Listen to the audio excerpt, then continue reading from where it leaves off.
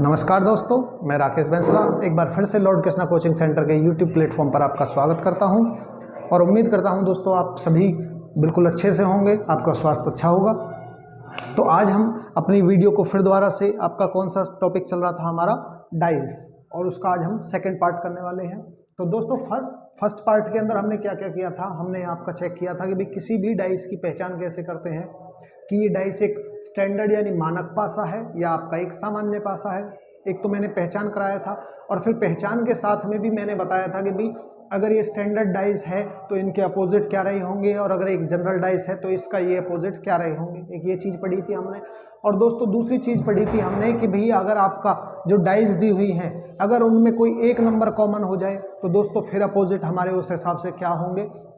तो आज दोस्तों अब उससे आगे बढ़ते हैं और आ जाते हैं हम जब आपका कोई दो नंबर कॉमन होंगे यानी टू कॉमन वाला आपका प्रोसेस होगा।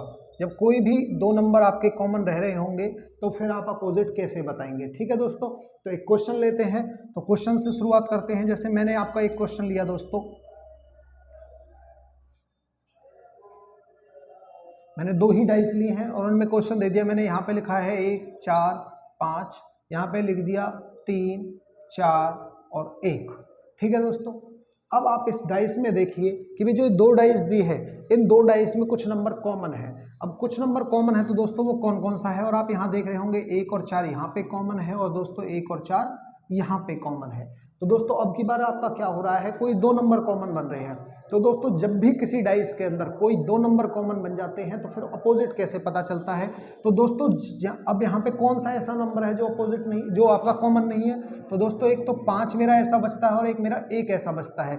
तो जो नंबर आपका जब कभी दो नंबर कॉमन बन जाते हैं तो ऐसे केस में जो नंबर आपके कॉमन नहीं है यानी जो नंबर रिमेनिंग है आपका यहाँ पे 3 और 5 क्या है, 3 और 5 बच गए हैं। तो जो 3 और 5 बचे हैं तो दोस्तों वो क्या होंगे, एक दूसरे के अपोजिट होंगे। क्लियर है दोस्तों, जो भी आपके रिमेनिंग नंबर बचेगा वो ऑटोमेटिकली क्या हो जाएगा, अपोजिट हो जाएगा। अब दोस्तों आती है इससे आगे की बात कि कभी अगर आपसे पूछ ले कि भाई 1 का अपोजिट क्या रहेगा। तो दोस्तों जब भी आपका एक से ज़्यादा नंबर कॉमन हो जाते हैं, एक नंबर में तो कॉमन हो जाता है तो उसका अपोजिट तो वो रहता है जो आपका छुपा हुआ है। अब दोस्तों इसमें आपका क्या है, दो नंबर कॉमन है। अब दो नंबर कॉमन है तो जो छुपी हुई संख्याएं हैं वो भी कितनी है दोस्तों, 2। तो उन दोनों में से मैं पर्टिकुलरली आपका फिक्स आंसर नहीं दे सकता कि भी उनमें से कौन सा इसका अपोजिट रहेगा। तो ऐसे केस में दोस्तों अगर मुझसे 1 का अपोजिट पूछा जाए तो दोस्तों इन दोनों में क्या नहीं दिया हुआ है, एक तो दोस्तों मेरा 2 नहीं दिया हुआ है और एक 6 नहीं दिया हुआ है। तो 1 का अपोजिट अगर आपसे पूछा जाए दोस्तों 2 या 6 में से कोई भी हो सकता है, परफेक्टली आप आंसर नहीं दे सकते। ऐसे ही दोस्तों अगर आपसे 4 का भी पूछा जाए तो 4 के भी क्या आंसर रहेंगे, या तो 2 आपका आंसर रहेगा दोस्तों या 6 आपका आंसर रहेगा। क्लियर है, ये वाली बात आपको क्लियर होगी कि जो आपका अगर अब दो नंबर कॉमन बन जाते हैं तो उनमें से ऐसा जो नंबर बचे जो आपका कॉमन नहीं है या जो रिमेनिंग है वो आपस में क्या हो जाएंगे, एक दूसरे के अपोजिट हो जाएंगे। और बचे जो आपका नंबर जो दो नंबर कॉमन है अगर आप में उनमें से पूछ ले कि भी कौन सा अपोजिट है, तो जो दो छुपी हुई संख्या है उनमें से कोई भी उस अपोजिट उनका अपोजिट हो सकता है। जैसे कि 1 का अपोजिट 2 या 6 में से कोई भी हो सकता है, ऐसे ही 4 का अपोजिट 2 या 6 में से कोई भी हो सकता है। क्लियर दोस्तों, एक और क्वेश्चन लेते हैं इसी तरह का। जैसे कि अगर आपको मान लो दे दिया, यहां पे दिया हुआ है दोस्तों कि भी आपका है A B D, आगे आपका दे दिया C A और B।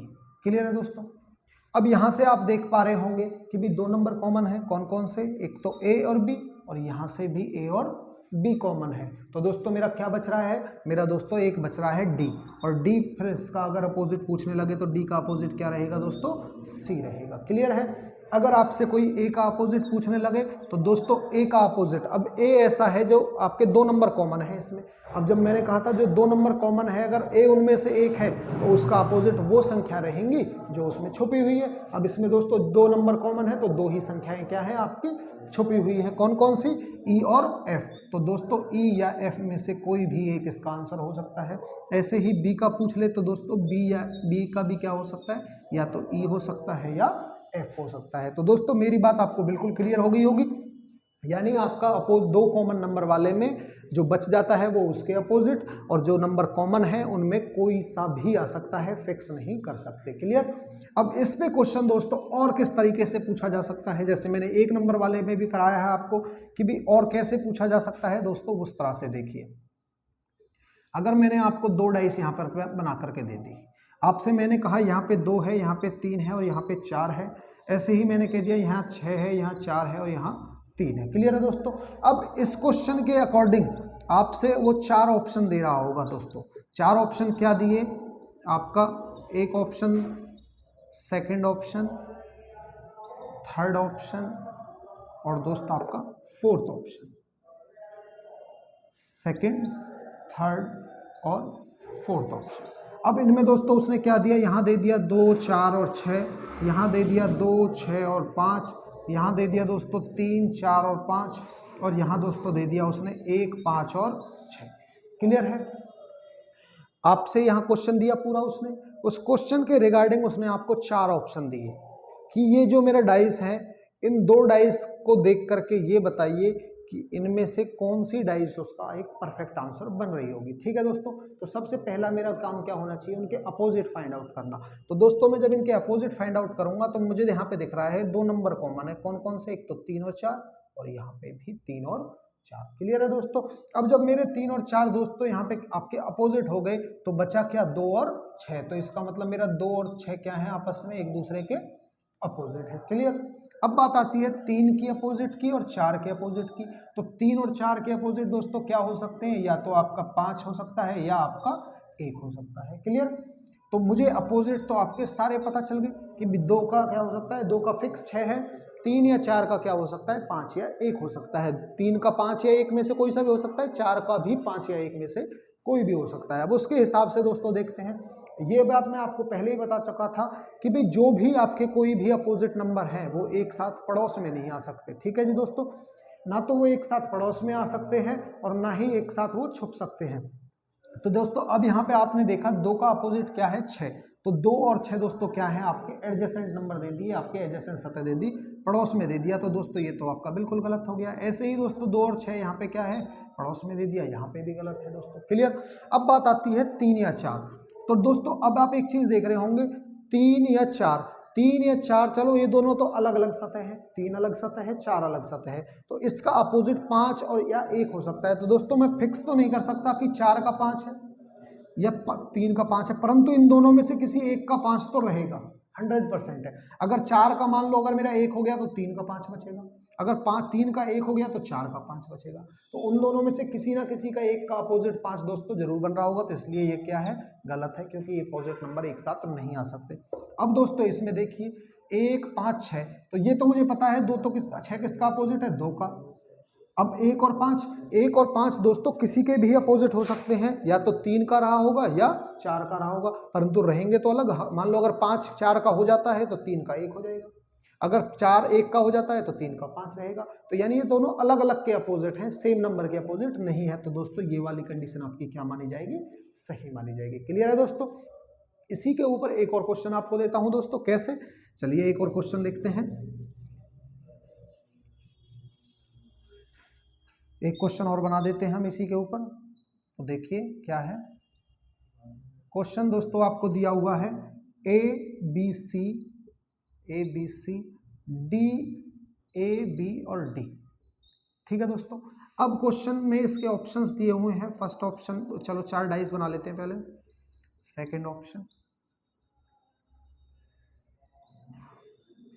थर्ड ऑप्शन और दोस्त मेरा फोर्थ ऑप्शन।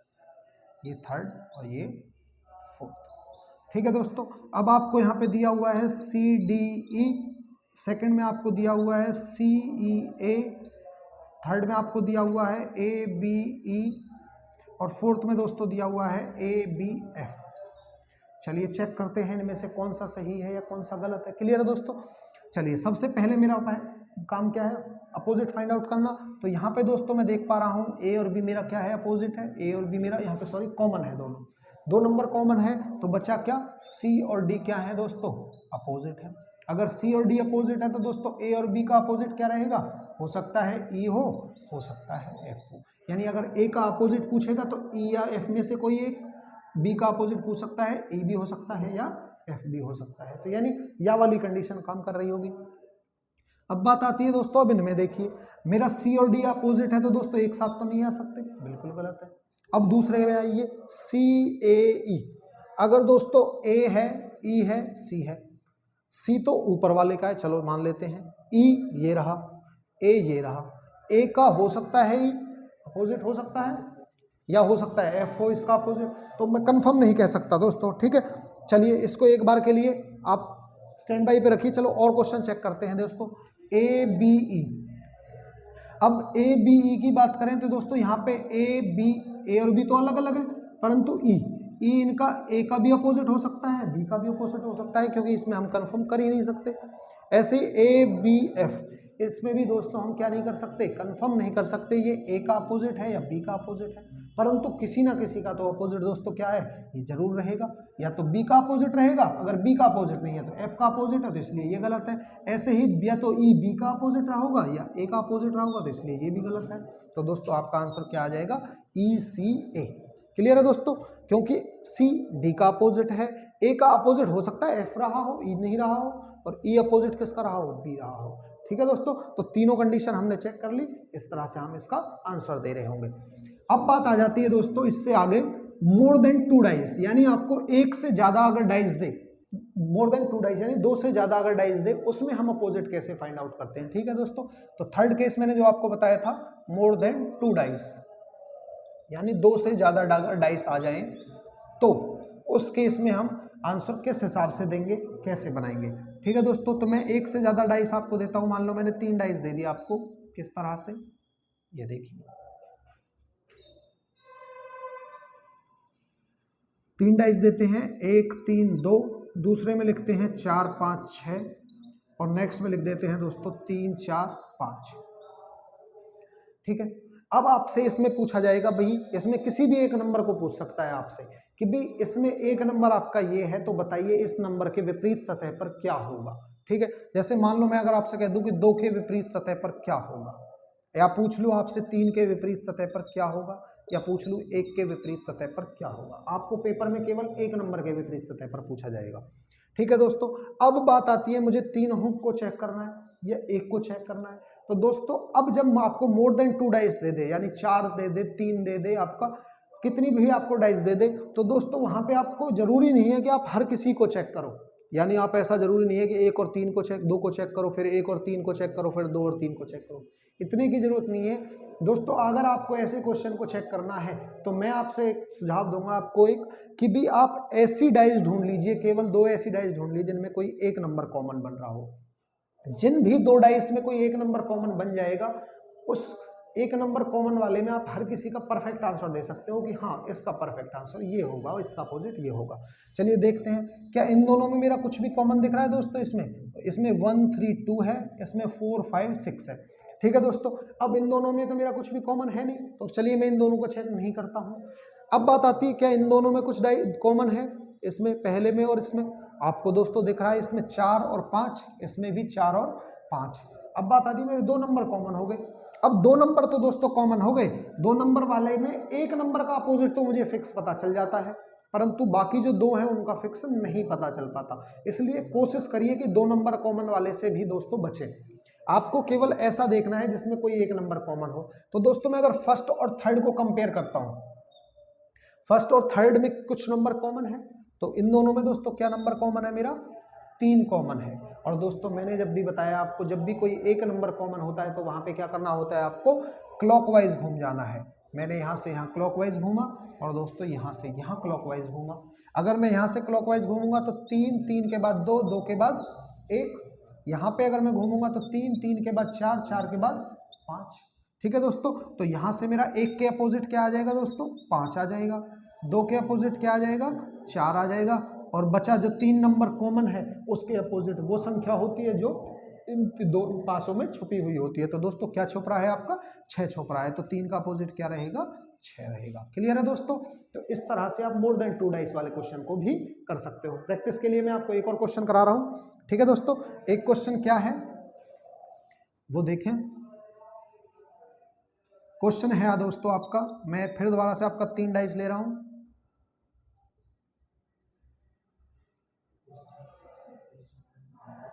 ठीक है, आपका दे दिया 4 5 1 2 3 2 5 और आपका दोस्तों 1 6 और 2। ठीक है दोस्तों, आपसे फिर पूछने लगे कि भाई 1 का अपोजिट क्या रहेगा, 2 का अपोजिट क्या रहेगा, 3 का अपोजिट क्या रहेगा। क्लियर है दोस्तों, ऐसे करके पूछ लिया आपसे उसने। अब आप यहाँ पे फिर अपोजिट कैसे चेक करोगे, मैंने आपको बताया था कि आप ऐसी डाइस ढूंढिए जिसमें कोई एक नंबर कॉमन बन रहा हो। तो दोस्तों देखते हैं, देखो इनमें 5 4 1 5 3 2। दोस्तों इसमें इस वाली और सेकंड और फर्स्ट को हम कंपेयर करें तो एक नंबर कॉमन है, कौन सा, 5। अब दोस्तों 5 जब कॉमन है तो मैं वहां से क्या करूंगा, आपका क्लॉकवाइज घूम जाऊंगा। अब मैं क्लॉकवाइज घूमूंगा तो यहाँ से क्या आएगा, 5 1 4 5 3 2। ठीक है दोस्तों, तो मेरा 2 का अपोजिट क्या बन जाएगा, 4 बन जाएगा। 1 का अपोजिट क्या बन जाएगा, 3 बन जाएगा। और बचा 5, 5 किसका अपोजिट है आपका दोस्तों, 6 का अपोजिट है। तो 5 का अपोजिट क्या आ जाएगा दोस्तों, 6 आ जाएगा। अब आप किसी भी को भी कंपेयर करके देख लीजिए, आपके अपोजिट हमेशा दोस्तों क्या रहेंगे, आपके यही रहेंगे। चाहे तो आप कंपेयर करके चेक कर सकते हैं। देखो यहाँ पे इन दोनों को भी अगर आप कंपेयर करते, इन दोनों में क्या आता, 2 आपका कॉमन आता। 2 से आप यहाँ पे क्लॉकवाइज घूमते, यहाँ भी क्लॉकवाइज घूमते, तो यहाँ से क्या आता, 2 5 3 2 6 1। तो 3 का अपोजिट 1, 5 का 6 और 2 का 4। तो अपोजिट आपके हर कंडीशन में दोस्तों क्या रहेंगे, वही रहेंगे जो है। ठीक है दोस्तों, तो आप इस तरह से मोर देन 2 डाइस वाले क्वेश्चन को भी कर सकते हो। क्लियर है। अब इससे आगे बढ़ते हैं दोस्तों कि भाई अगर आपको क्वेश्चन कुछ स्पेशल केसेस का दे रखा हो, एक दोस्तों एक इसमें आपका एक स्पेशल केस का क्वेश्चन भी आता है। और वो स्पेशल केस का क्वेश्चन किस तरह से है वो देखिए। स्पेशल केस में उसको नाम दे रहा हूं, क्यों, क्योंकि नॉर्मल में तो आप हर तरह से क्वेश्चन को एज इट इज ही कर रहे होंगे, पर इस केस में क्या है, जब आपको क्वेश्चन इस तरह से दे रखा हो, कैसे, जैसे आपको दिया 2 3 और 5 और यहाँ पे दे दिया 4 1 और 6। तो दोस्तों वो आपसे क्या कह रहा होगा, पहले से ही उसने क्वेश्चन में आपको आइडेंटिफाई कर दिया होगा कि भी 2 का विपरीत 6 है, तो बताएं 1 का विपरीत क्या होगा। क्लियर है दोस्तों। अब यहां से उसने क्वेश्चन में जो है कि आपसे क्लियर पहले से ही कह दिया है कि जो 2 है आपका ये वाला नंबर है, इसका जो अपोजिट है वो क्या है दोस्तों, 6 है। यानी इस 2 का अपोजिट फिक्स कर दिया उसने, क्या है, 6 है। अगर 2 का अपोजिट 6 है तो उसके हिसाब से बताएं कि 1 का अपोजिट दोस्तों क्या रहेगा। तो दोस्तों इस तरह का जब भी क्वेश्चन आए तो दोस्तों इस क्वेश्चन को कहते हैं हम स्पेशल केस वाला क्वेश्चन। तो ऐसे क्वेश्चन में दोस्तों आपको क्या करना है, जो आपका स्टार्टिंग नंबर है वहां से तो आप दोस्तों जाएंगे क्लॉकवाइज और यहां से हम क्या जाएंगे, एंटी क्लॉकवाइज। क्लियर है दोस्तों। तो जब यहां से मैं क्लॉकवाइज चलूंगा तो दोस्तों क्या आ रहा होगा, 2 3 और 5। और अगर यहां से मैं एंटी क्लॉकवाइज चलूंगा तो दोस्तों क्या आएगा, 6, 6 के बाद 4 और 4 के बाद 1। क्लियर है दोस्तों। तो यहां से मेरा 1 का अपोजिट क्या बन जाएगा, 5 बन जाएगा। आपका 3 का अपोजिट क्या बन जाएगा, 4 बन जाएगा। और आपका 2 का अपोजिट क्या हो गया दोस्तों, 6 हो जाएगा। क्लियर है बात। कोई दिक्कत रही हो तो दोस्तों पूछते हैं, मिटा देता हूं। तो आपका यहां से इसके हिसाब से चलें तो 1 का अपोजिट क्या आया दोस्तों, सॉरी 2 5 3 6 4 1। 1 का अपोजिट दोस्तों क्या आया, 3 आया था। और 5 का अपोजिट 4 और 2 का अपोजिट 6। तो 1 का अपोजिट यहाँ पे क्या रहेगा दोस्तों, 3 रहेगा। क्लियर।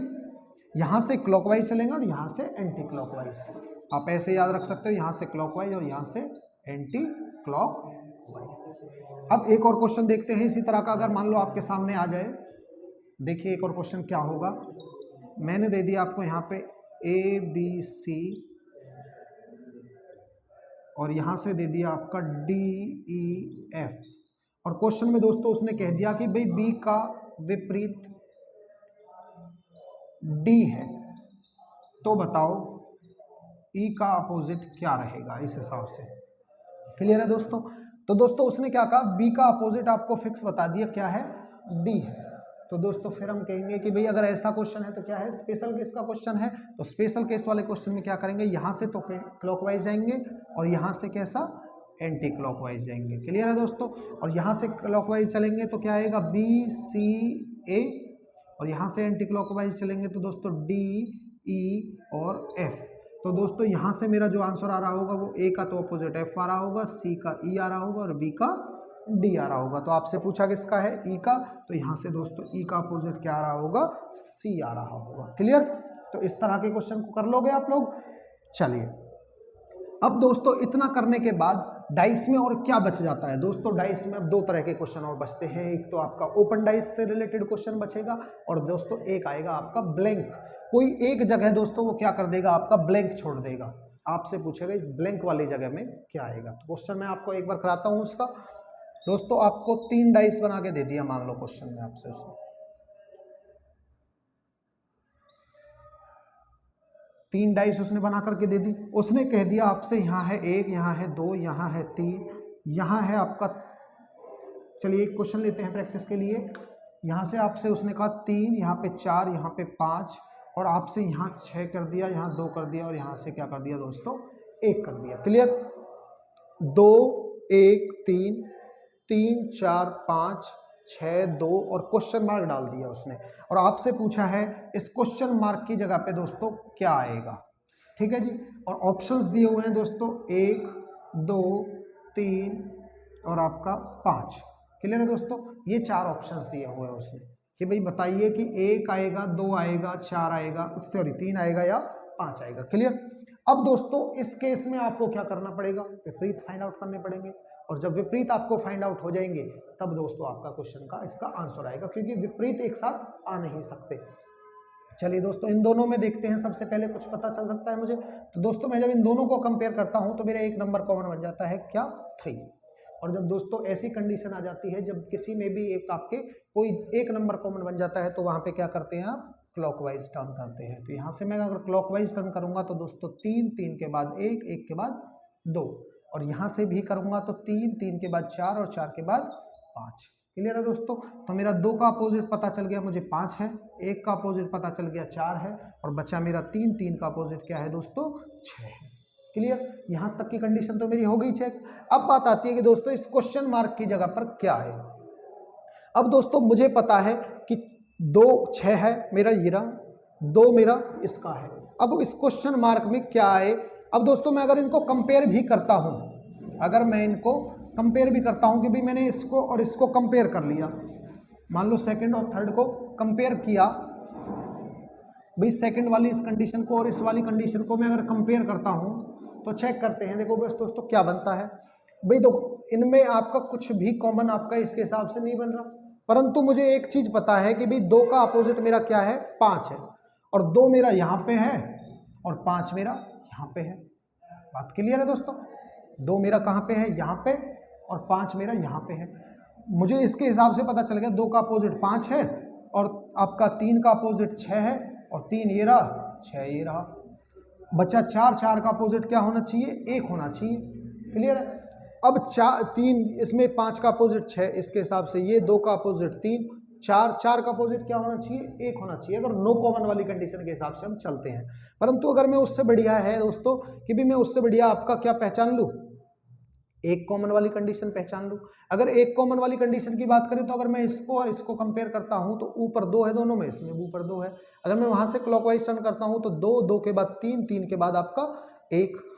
यहां से अगर मैं फर्स्ट को और थर्ड को कंपेयर करने लग जाऊं तो 2 कॉमन है मेरा, तो 2 से मैं अगर क्लॉकवाइज घूमता हूं तो 2 2 के बाद 3 और 3 के बाद दोस्तों क्या कंडीशन आएगी, आपका 1 आएगी।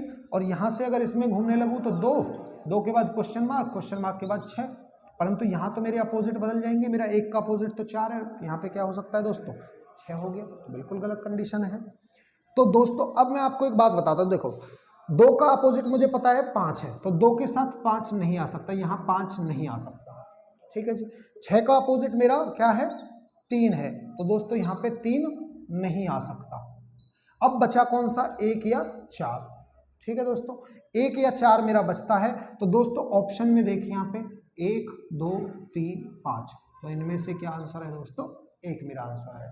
सबसे बेहतर तरीका यही है कि आप ये देखिए कि इनका अपोजिट क्या है, 2 का अपोजिट 5 है तो इसका मतलब 5 इसके साथ नहीं आ सकता। 6 का अपोजिट 3 है तो 3 इसके साथ नहीं आ सकता, बचा 1 और 4, तो 1 और 4 में से एक ऑप्शन में है, तो दोस्तों वो मेरा क्या होगा, आंसर होगा। क्लियर है। तो एक और क्वेश्चन लेते हैं दोस्तों इसी तरह का और फिर उसमें कर देखते हैं कि भाई इसमें क्या बन रहे होंगे। तो क्वेश्चन लेते हैं दोस्तों। क्वेश्चन क्या है,